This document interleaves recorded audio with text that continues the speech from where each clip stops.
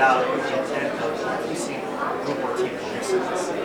Now, outcome that my research looks at is innovation. In terms of variables, you could say that manager-led group or team building acts on innovation, if you will. Now, the lens through which I'm viewing that outcome is existing theories on team leadership. I am not viewing the outcome being innovation, through the lens of existing innovation theories.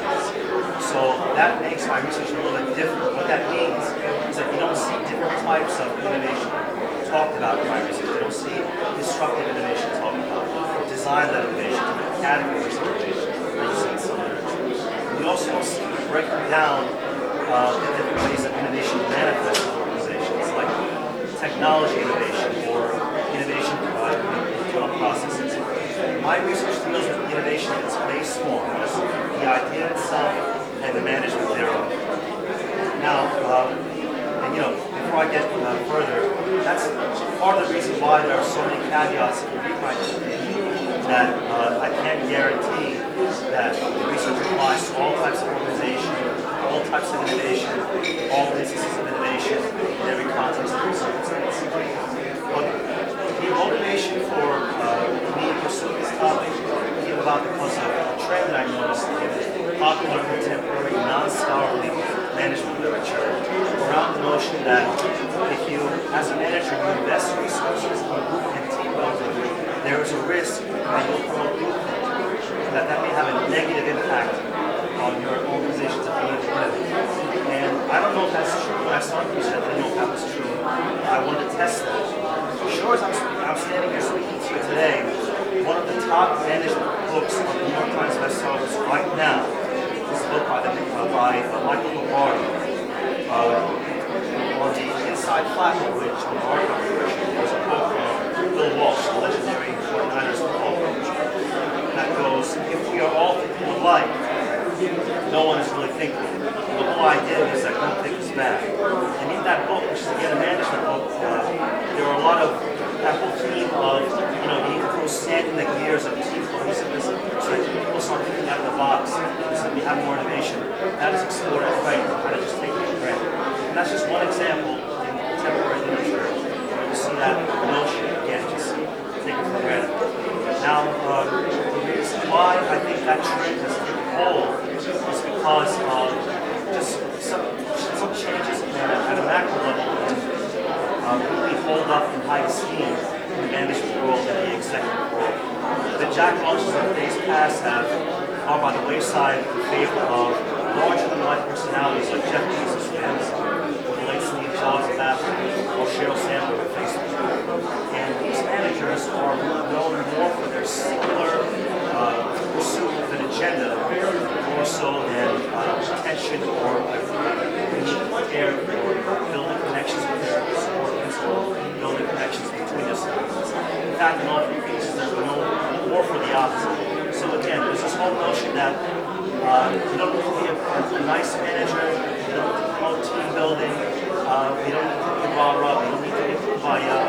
In fact, if you do that, you might be hurting your organization's ability to innovate. So what I wanted to do was to take a look at the peer-reviewed scholarly literature, management literature, that talks about manager-led team building and innovation in some capacity, and see if I can take the findings of that literature and translate those findings into each other in a way where I can come to conclusions that were greater than some of the parts. I was not able to find any one article that would tell me if there was a direct line between manager-led and group building and innovation, but I was able to find 19 that when I took their findings collectively and analyzed them, I was able to come up with some findings. And the chief one was that manager-led group and team building actually prevents the development of equal consensuses or biases that we strive for innovation, which is the opposite of what you would see in popular literature in the fact. And what's most interesting is that what I found is consistent with decades of established literature, theory on team leadership, beginning with the seminal theories of group dynamics and the resolution of social conflict proposed by Berkowitz in 1948, extended to the present day. Now, there's a direct connection between those theories and what I found, but dissertation, I offer some analysis as to why there is a needed connection. And my work is the only such work that explores this connection. And what I found, I think, is unique. And if anybody reads it, maybe it will have something to do with putting an end to that fact. And that's all I have. Thank you very much. Any questions? Go ahead. Okay.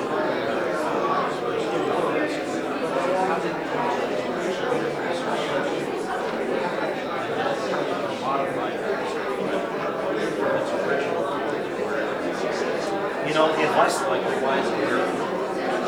Yeah, I'm going to be honest with you. The advice that I received at the point that we were at was really specific as to language to use. I was told to avoid certain words, like research questions beginning with how, why. I don't remember exactly why I was told that, but you know, I don't want the research question to be too broad or to be leading. The research question that I came up with, to what extent, those versions of the question got the least pushback from my faculty and allowed me also to kind of explore the relationships I wanted to look at itself, where it made sense. So that might not be the most profound answer that you're going to hear tonight, but that's how I came up with it. I had my variables, and I'm not leading with a word or words where somebody thinks I'm asking any question or being too broad, according to my faculty. Yeah, absolutely.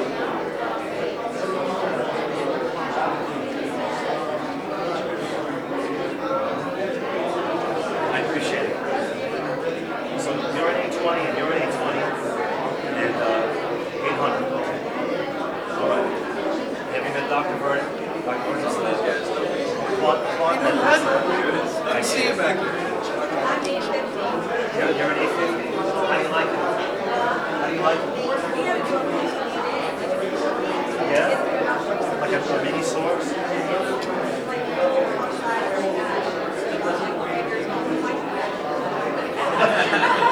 This is nothing. By the time you get to my point, I mean, wait till you see some of the other persons. There's some people that they have graphs, 3D graphs, and God knows how many arrows. I like to keep things simple. So you start.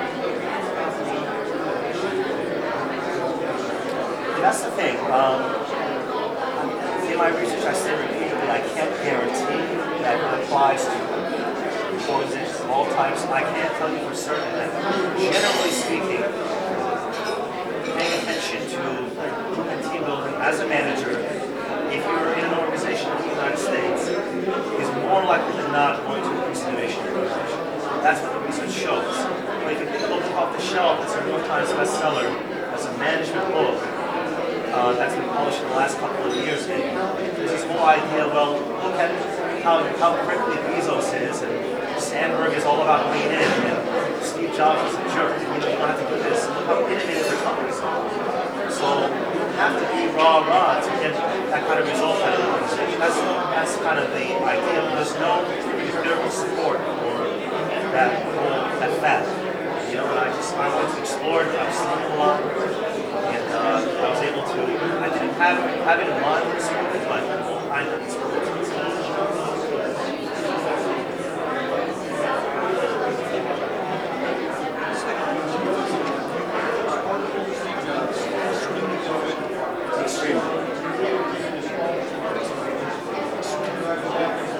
Right.